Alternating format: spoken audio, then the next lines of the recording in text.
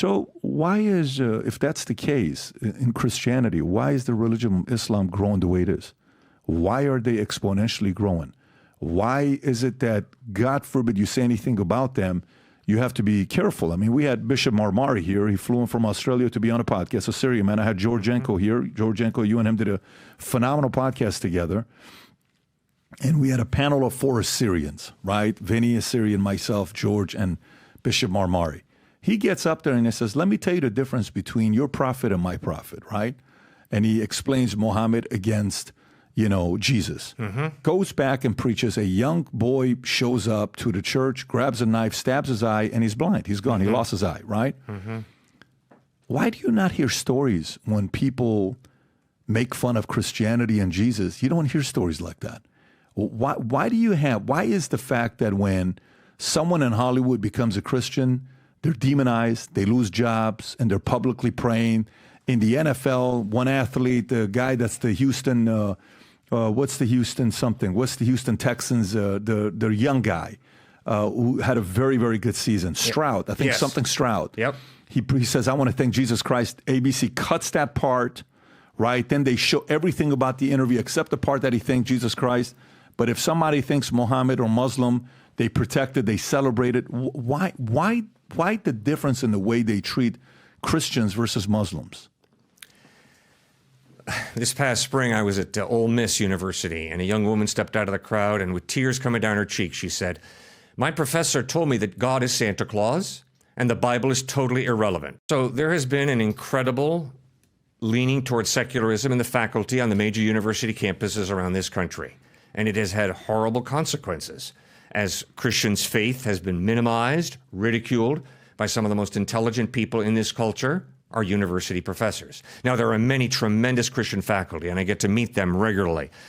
But there has been a all-out pedal-to-the-metal war against faith in Christ. It's been pictured as arcane, ignoramus would follow it, science is the way to go. And the whole issue of science and faith, that's a straw man. Science and faith don't contradict each other.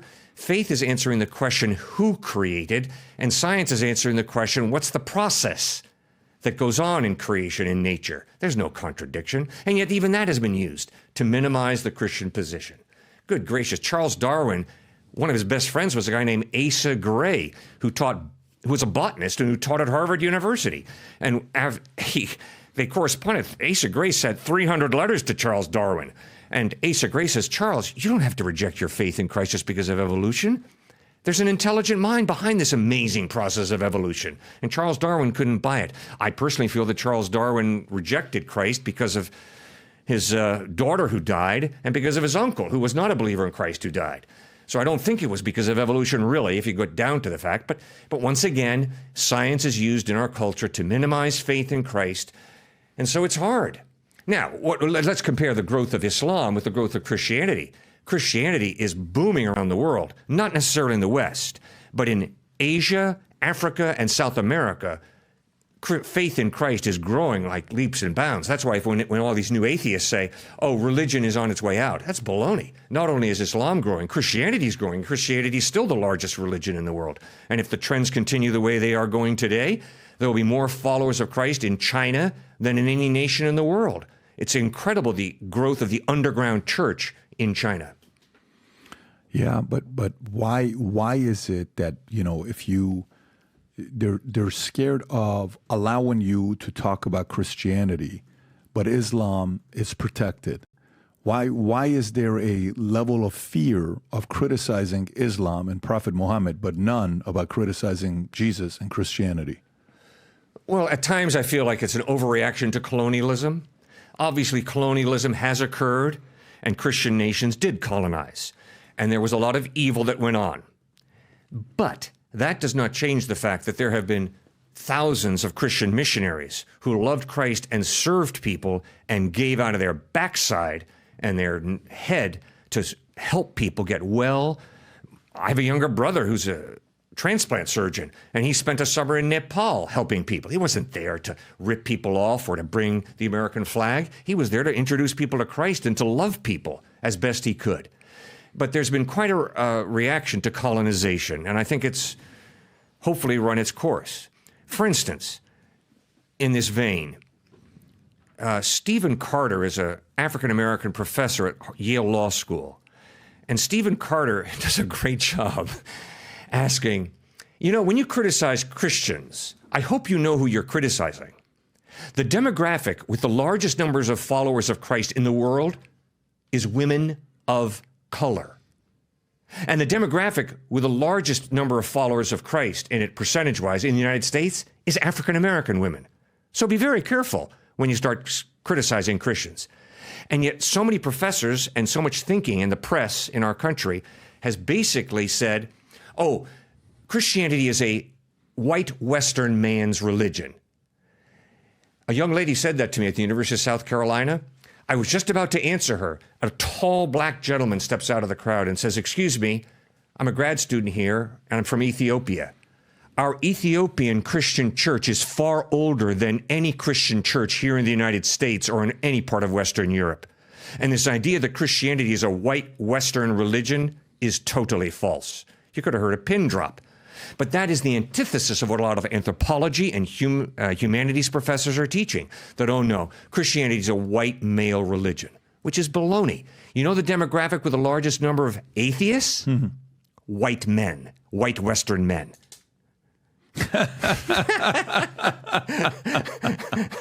Wow.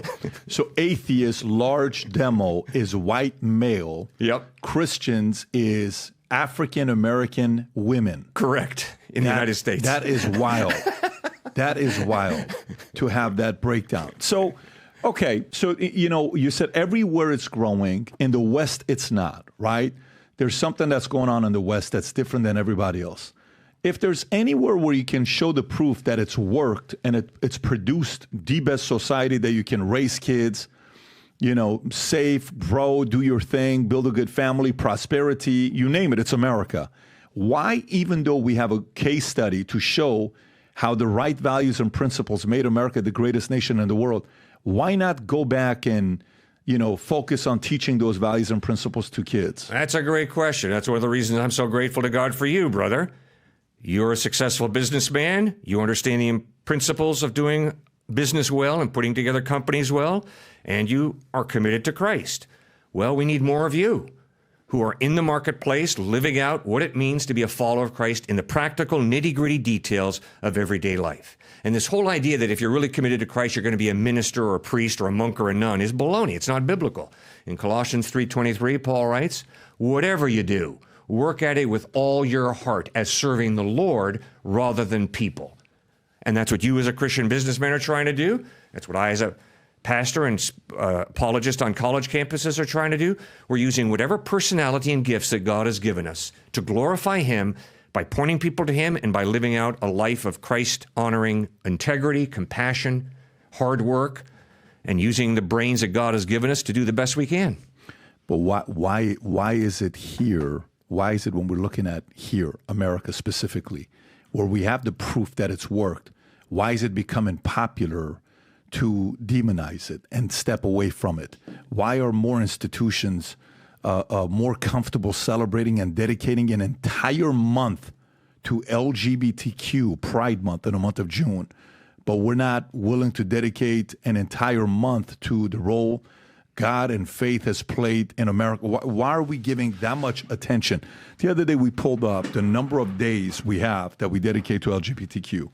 There's roughly 145 days a year that are dedicated to that. If you didn't know, we even have a Gay Uncle Day in America. I don't know if you knew that, or it's very specific for you to know that because it's important facts, life-changing type of facts to know there's Gay Uncle Day. When is the Gay Uncle Day? Right there, August 14th. It's actually coming up, in the next 5 weeks, Rob. To all the gay uncles out there, we're going to celebrate you on August 14th. Why do we have all of these days? Okay, why are we so comfortable with politicians being like, yeah, you know what? Put another one here, Pansexual Pride Day. Let's do World AIDS Day. December 1st. Let's do a November 20th Transgender Day of Remembrance. November 13th through the 19th. Let's do Trans Awareness Week. November 8th, let's do the intersex, a day of remembrance. May 19th, yeah, let's do the gender pride, day. All of these days, right? And then faith, no, we can't mix them up because that's you're forcing it down people's throat. Don't do it. You don't want to. What makes you separation from church and state? Don't put God. Don't bring faith. Do you know the last time we introduced this hat? What happened to it? Within seconds, it sold out. We ordered 1,000 of these. Like this, it was gone, and we got hundreds of emails saying, "Hey, I won one of these. Can you please put it back up again for us to order?" So this is what we're doing just to prepare on what's going to happen. Because the Olympics are about to start, and because those of you who watch this podcast love America, this hat says USA on the front of it. If you're proud American, you love America, sport this hat. On the site, it says Future Looks Bright. On the back, it says Valuetainment. On the side, it's got the American flag. And on the lid, it says the future looks bright. Never have we had a merch that sold out as fast as this. So here's what we're doing.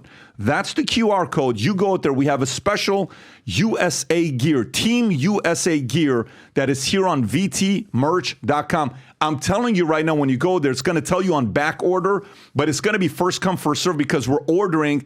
There's some amount that's going to go out immediately, but some of it's going to be on back order. The shirts, the hats, highly recommend during this season, the next 3 to 4 months.